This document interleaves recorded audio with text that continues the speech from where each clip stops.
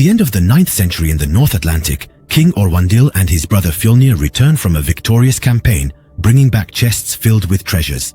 Orwandil reunites with his wife Gudrun and his son Amleth. He gives his son a necklace he took from the neck of a prince he killed. Fjolnir, on the other hand, embraces his son Thor. But the jester Hymir's mockery dampens his spirits. After the feast, Orwandil is left alone with his wife. Gudrun worries about his wounds, but Orwandil assures her that he is not dead and that he will die honorably in battle. Still, he agrees that they should prepare their son in case something bad happens. That night, Orwandil takes Amleth to the temple. During the ceremony led by Hymir, Amleth will take his first step into manhood. Father and son focus on the wolf spirit within them. Amleth is blessed with the wisdom of his tribe and swears to take revenge if his father dies at the hands of an enemy. The drink given by Hymir causes him to have hallucinations. When he touches his father's wound, he sees his family tree. As they return from the temple in the morning, masked warriors attack. Orwandil orders his son to run away. Amleth hides and sees his father struck by arrows. It turns out that the attacker who removes his mask is Fjolnir. The king's brother has killed Orwandil to seize the throne. Fjolnir tells his men to find Amleth. Amleth flees into the forest. Finner catches him, but the boy cuts off the man's nose with his knife and escapes.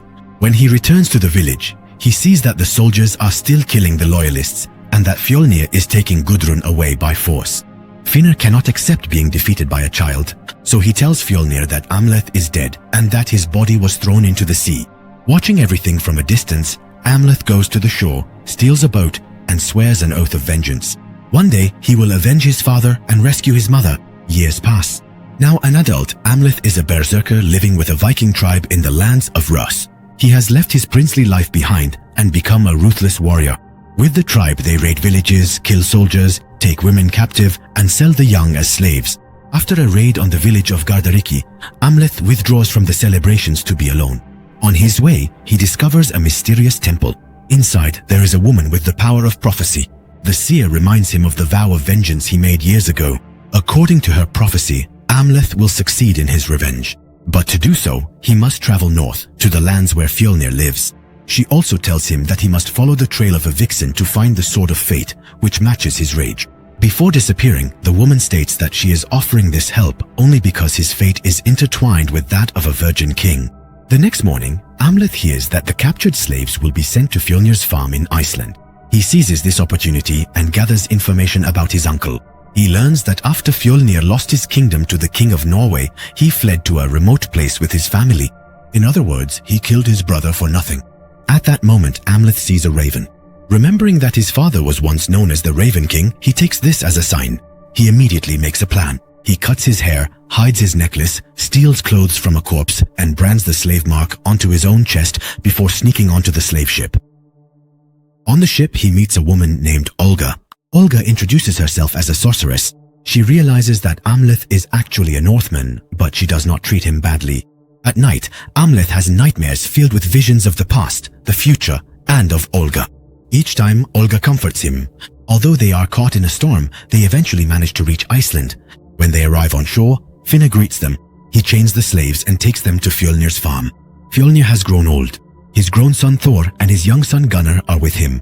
When he looks at the new slaves, he thinks they are weak and wants to send them all back. Amleth proves his strength by knocking a man to the ground and uses a false name. Fjolnir is impressed by his strength and keeps him on the farm.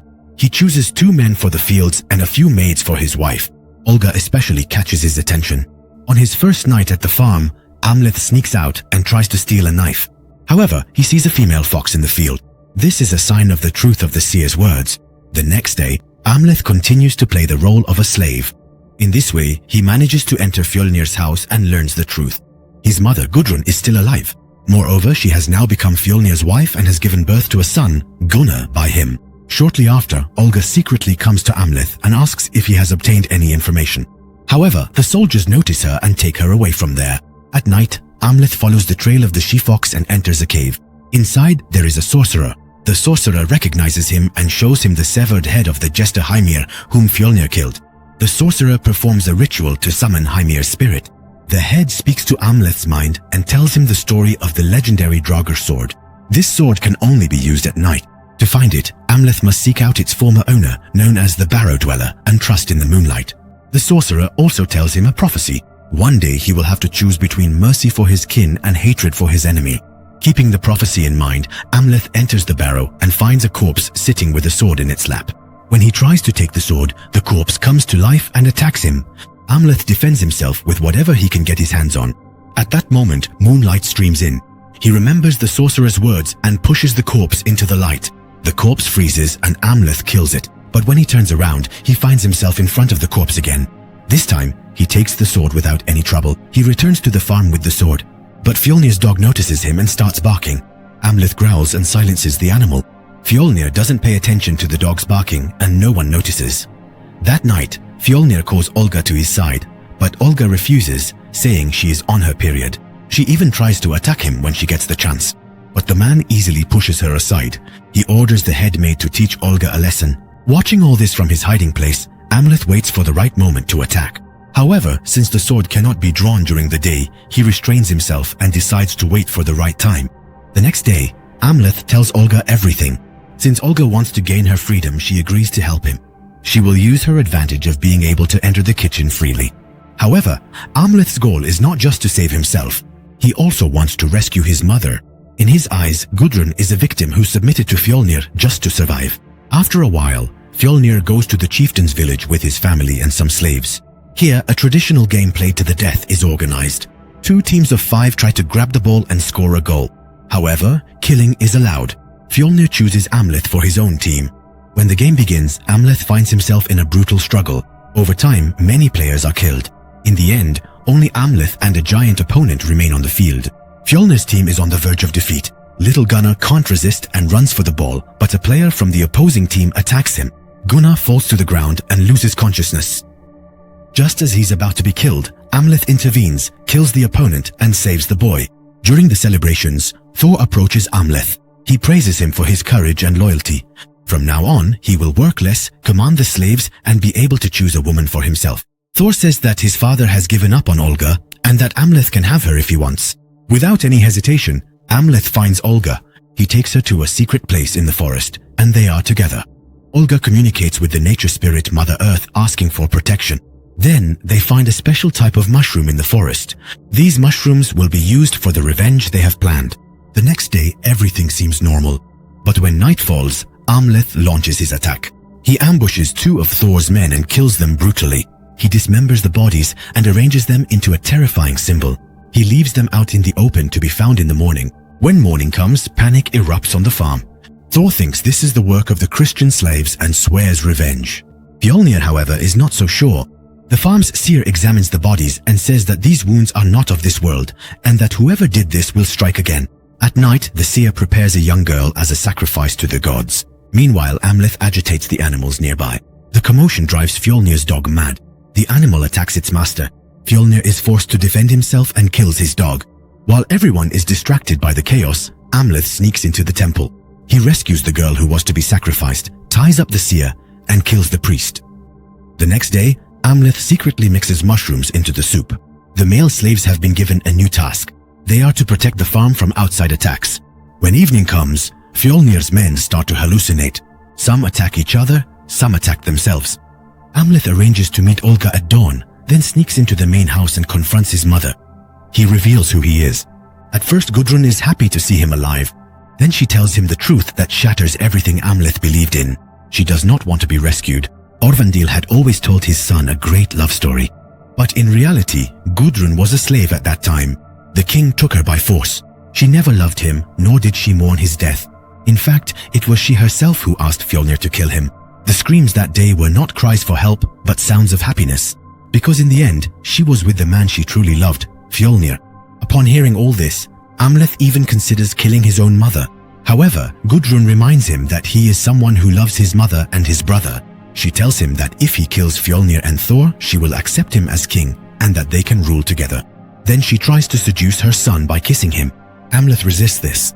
He leaves her there and goes to Thor's room, where he kills him. Then he meets with Olga and tells her that his identity has been revealed and that he can no longer keep up the role of a slave. Now they will retreat to the mountains and complete the final part of their plan the next day. In the morning, Fjolnir finds Thor's corpse with his heart ripped out and goes mad with rage. Gudrun immediately says that Amleth is the culprit. Fjolnir decides to kill the slaves one by one to get a confession. But just as he is about to kill Olga, Amleth appears. He reveals his real name and shows the heart he is holding. This is Thor's heart. Fjolnir orders his men to go after Amleth. While fighting to distract them, Amleth helps Olga escape and finally allows himself to be captured. Thinking he has won, Fjolnir takes back the heart, but Amleth laughs, saying that it's actually the dog's heart. Enraged, Fjolnir has him hanged in the barn and beaten. He wants to know where Thor's heart is, but Amleth refuses to speak. Fjolnir is forced to leave for his son's funeral and says he'll finish the job when he returns. One of his men finds the sword on the ground. Seeing that it won't come out of its sheath, he dismisses it and throws it back on the ground. After everyone leaves, a group of ravens gathers around the barn. A dark, cloaked figure arrives and unlocks Amleth's chains. Meanwhile, a grand funeral ceremony is held for Thor at the farm. Gunnar is declared the sole heir. While everyone is busy with the ceremony, Fjolnir's men come to the barn to kill Amleth. But Amleth has already escaped. Amleth finds himself on a horse ridden by a Valkyrie. He is being taken to Valhalla. Suddenly he opens his eyes. It is Olga who saved him. The woman's return seems like a sign of fate. This event gives Amleth the strength to live again. Now they will escape together. Amleth has relatives in Orkney. If they can reach there, they will be saved. After a day's journey, they find a ship and are accepted aboard. Along the way, Amleth notices the scar on Olga's neck. This scar is from Fjolnir's knife. To comfort her, he kisses her wound. At that moment, his family tree reappears in his mind.